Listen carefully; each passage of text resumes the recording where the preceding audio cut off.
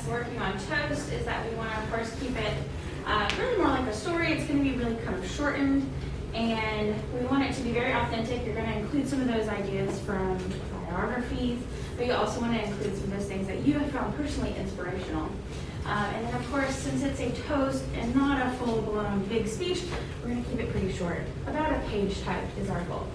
So today, I want you guys to go ahead and in just a minute, you're going to be thinking about who's going to be your honoree. Who do you want to write this toast about? And we're going to try to find some other sources. I'm giving you one right here. We're going to have how many total then? We have two. We're finding one I give you. Three, yeah. You're going to have 3 total sources. And then the last part of the toast is going to be that you're also going to put your works cited together, you've got your written toast, and then part 3 is a digital product. And that's why we got Miss Morrow with us here today. She's going to actually help you guys see some of the different options that you can use to create that digital product. So we're almost imagining if we were really going to have this event, we were really going to toast your honoree, what would the evening look like? So you've got some options here. You could either do the evening's entertainment, the menu, or the decor and theme. And here are kind of the broad ideas of what those are. So if you look at those for just a second for me, that's what those would be about.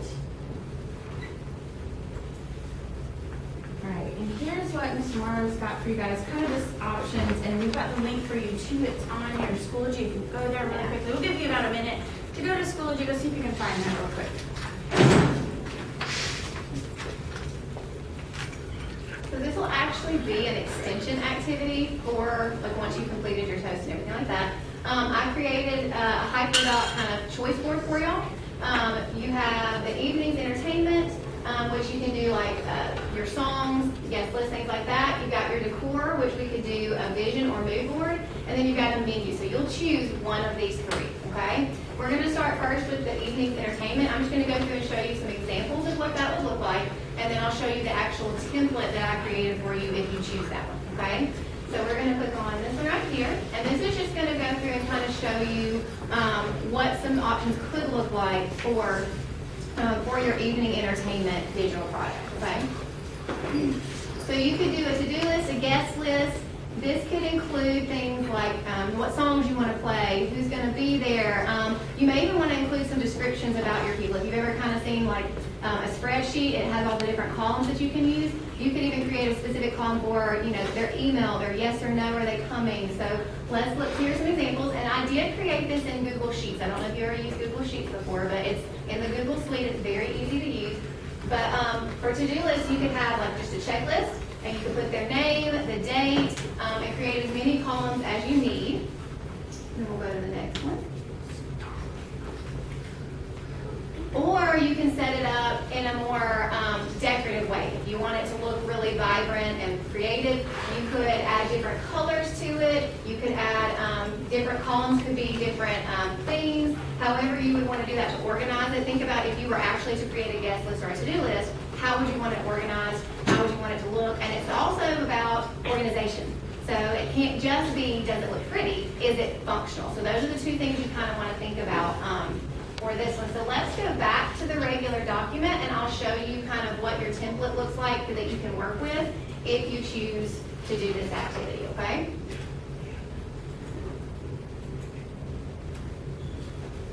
So we have 2 different options. You've kind of already seen the first option in the image where it's just a green section and you can kind of add that. I also created one that was a little bit more detailed just so that you could see how in-depth you could go. So like we've got last name and first name, any additional information. So it could be like maybe they have allergies and you need to put that because that could be an issue. Or maybe they have kids coming, or maybe there are certain restrictions or certain ways that they need to come in if they're a celebrity or something like that. So you could put all that information in there. And then you could just check it off down here. It even has a place for the name of the event, and that would be you, the project manager, okay? So that's your first option. And if you'll scroll down for me just a little bit so they can kind of see just that part down there at the bottom. So you've got all those different options. I even created a section like if you have VIP guests, so you can keep those separate, okay? So think about like if you were to go to a movie premiere, right, and you were the person at the door, what would you need? What information would you need to let people in? That's kind of how you want to think for this particular project, okay? All right, let's look at the second option. We'll go back to the Google Doc. This is going to be like a vision or mood board, okay? So we'll start with some examples, and I tried to get different examples in the way that they were set up so you could see a variety of options instead of them all looking the same. But this is kind of what some of yours can look like. So let's go through the first one. And you can decide if you want to do, you know, vision board is kind of your whole theme, how you want it to look. Mood is, I say, like the vibe that you want to create. So you can decide which way you want to go, and that'll decide how you create your board, okay? So let's go to the next one.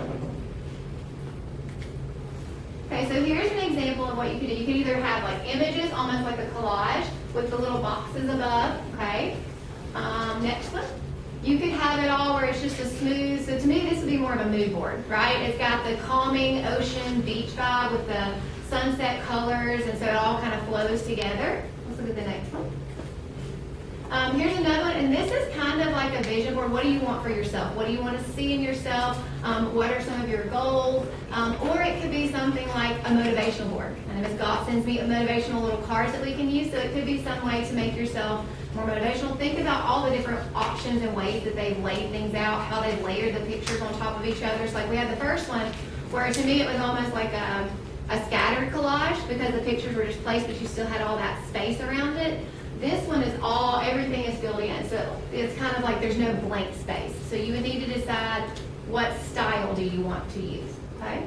I think there's probably, yeah. So that would be, you know, what kind of furniture would you want? What color scheme would you want? How would you want it to lay out? I actually really like that blue couch. Yeah. So these boards would be like for the person who really puts it on? Yeah. Yes. And Yes. So like the one before with the goals and stuff, would that be for the person? Yes. Correct? For the person. Yes. So make sure we're on the same. Okay. Yeah, for the person that you're creating. So you're thinking about them. You're in their headset instead of yours. Is that, yeah? And let's think about it for a minute. If you were going to make one for me, just going to honor me. What would go on this board, do you think? What colors? Green. A lot of green. What else? Probably like little animals. Books, little animals. Yeah. Plants, definitely. We got to have like greenery everywhere. What kind of food then? What are we going to have for the party? We're going to have tea. Pizza and chicken And pizza and chicken nuggets. Okay, hey, but yeah, you kind of think of what would that person want. Yeah. Oh, that's got to be on mine too, obviously. Yeah, I kind of like this one because it has a combination of everything for me. Even though it can seem kind of scattered, I like that there are, to me, different things in each section. So it all kind of combines like what do you want to achieve, but it has different, they're very clear sectioned off, if that makes any sense. So yeah, you're in the mindset of that person. You are creating the mood board or vision board for that person. Okay, but I wanted to give y'all a bunch of different examples so you can see that there's a multitude of ways that y'all can lay your mood board out, okay? So I can show you the templates that I've created for y'all for the mood boards. There is one in Canva, but there's also one in Google Slides, and a lot of that was created in Google Slides. So this is Canva. I don't know if y'all ever used Canva before, but it's a really easy, they even provide templates for you, but it's a really easy website to use. You can create posters, you can have different layouts. There are all kinds of images. So like if you click on design over here, I think that is the design. Oh, okay. Elements. Yeah. Okay, yeah. So you can add all the different little pieces, parts to it. You can search for it. You can even have like the little moving images, like the little stars that you saw, which would be cool on some of the boards to have that in certain spaces. But you can all lay it, and there's even space for text. You can upload images. So like if you have an image saved and you want to include that in the board, there will be a place for you to be able to go in and upload it. There are different fonts, different styles. Pretty much you have a blank slate when you start with Canva. Even down to how the layout is set up. You can create everything and put it in pieces, parts. Actually, really, that almost looks like a mood board, right? Just right there, all the different, like if you were to create something. But it's got a lot of images too. It's got a lot of backgrounds, and it kind of provides you with just a multitude of options. And then we also have one on Google Slides. So I know a lot of you are probably familiar with using Google Slides. We did something similar to this with one of the English classes, and we created Harry Potter common rooms. And so what we did is we just started with a blank slide. and then they added boxes or images, shrunk them, and kind of did it that way, so you didn't have a specific template. You put everything where you want, like they literally created the entire room. Kind of the same thing. I would start with just a blank slide, and then you can, it's literally your blank canvas. Add whatever you want to it that would match the person that you're doing your toast about, okay? And so I gave you some backgrounds that you could kind of use too. We did that when we did it with the ELA class. I gave them background options if they wanted to use that as a starting point, or they could just do blank and create their own. So, you know, some people need a starting point. Like I know for me, if I'm doing an assignment, I need an example to see what do you want from me kind of thing. But my best friend, she's like, no, I'm super creative. I want to lay everything out myself. I got a vision in my head. So she would start with a blank slate. So if you're doing something like this, I would kind of think about, do you want something with, you know, a multitude of options? That would be Canva. Or if you get easily overwhelmed, Google Slides may be your better option because it's a little bit more, you know, toned down. Some of us get overwhelmed looking at something like Canva. So I wanted to give you both options to use, okay? Yeah, I like the gold board. I kind of want to do that with, This is Miss Scott's. I love that. Green. Looks good. And then we have one last activity that you can choose from, which is the menu, okay? So we'll go back to the doc.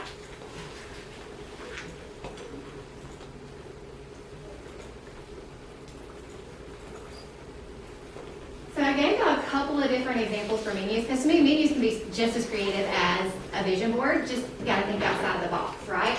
So this is just a bit like what I would think you would see like if it were a paper menu, like if you've ever been somewhere like Nuke's or a sandwich shop and they have little paper menus.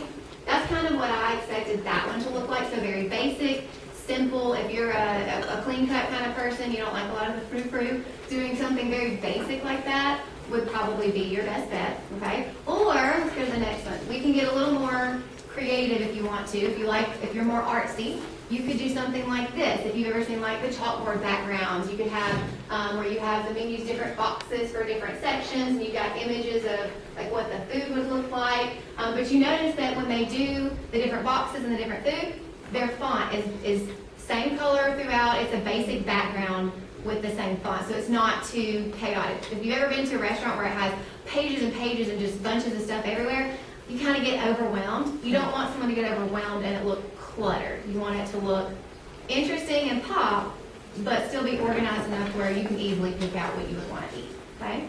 Here's another example, very basic and simple, but then you've got the little pictures on the side, and I really like that they use something like a black background, because it really makes all those colors on the sandwiches pop. So that is something you want to think about. If you're going to put images on there of the food that you're going to serve, you want to make sure that your background, your colors, and all that mesh together so it doesn't have one spot that just sticks out like a sore thumb. It's all essentially like a theme is kind of what you're thinking about for each one of these. And let's look at this one, like, when you look at this one, what makes it easier to read, do you think? What are some of the details that you can notice that make it almost like it doesn't hurt to look at, and it's easier for a consumer to read, because they had to think there will be a target audience for your menu, right? Somebody's going to look at it and order. So what are some of the details? What do you notice? They use bright colors, but they didn't use like bright.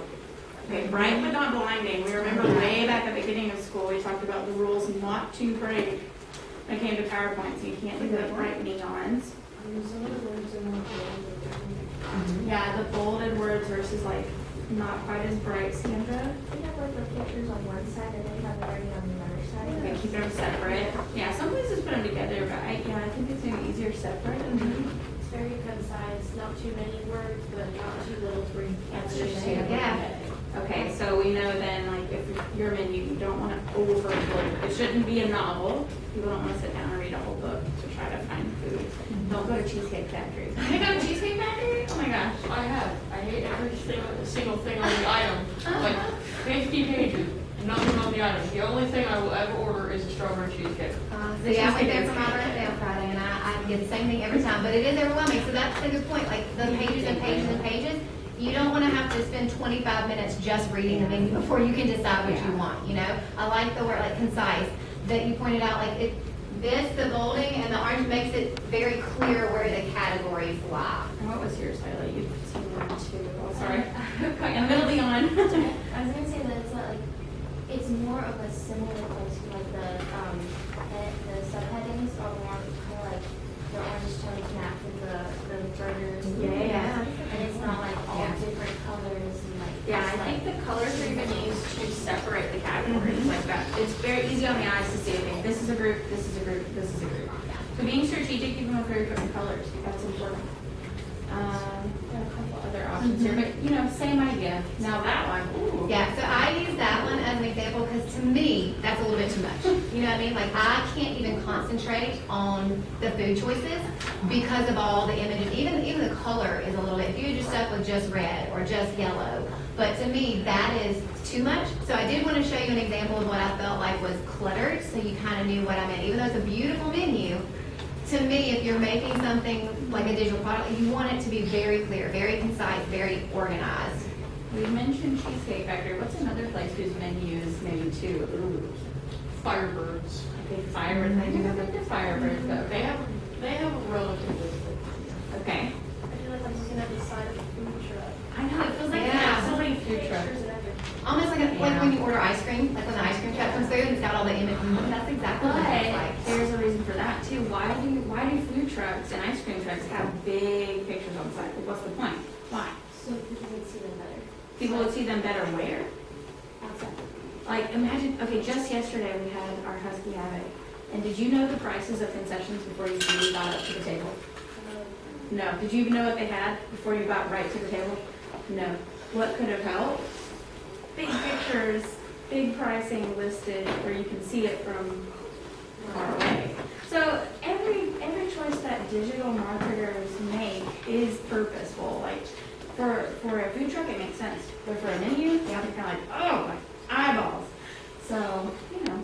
Even the colors that they use are specific. Like, if you notice a lot of fast food restaurants use red and yellow because it grabs your attention. Keely Miller on for checkout. Keely Miller on for checkout. Brandon Broad next for checkout. Brandon Broad next for checkout. Wait. I did like the way that she made that food truck totally different from a regular menu. Okay, so hopefully that kind of gave you some ideas of choices that you could choose from. Any one of those 3 options you can choose from. The examples are on the doc as well, so like if you needed to go back for inspiration, it's all there, but you would choose just one and then work from there. Okay? Yeah. So maybe like a minimum and maximum amount of pages we want. I'm sure there would be a minimum, like a happy medium. I would say like you may want to have like an like entree and dessert or drink. Like I would keep it simple but detailed, if that makes sense. Okay? Yeah. Would you like want the address of the restaurant or like the number? You would, and you definitely want the name, like the name. You want to include that. Usually you would have like the address underneath, like you would have it, like let's say this is your logo, your address may go underneath there. And especially with paper menus, like if you've ever been to a takeout place, they're going to have the address on the menu so that you can make sure that when you grab it and go, you remember where it is. That's a good question. Anybody else have questions? Oh, thank y'all. Do you have anything else that we need to add, Ms. Bell? I think that's everything mostly for the rest of class today. I'm just going to give you guys time to work. I'm going to pick your honoree and be thinking of like what I want to say about them, what are the sources I want to use, and then finally, which digital product do you want to be in charge of? That's what we'll do for the rest of class today. And I'll kind of do a check at the very end of class to make sure we've at least got, I'm going to say, make sure you have honoree picked and sources found today. And by tomorrow, we'll have our digital product chosen. We won't have it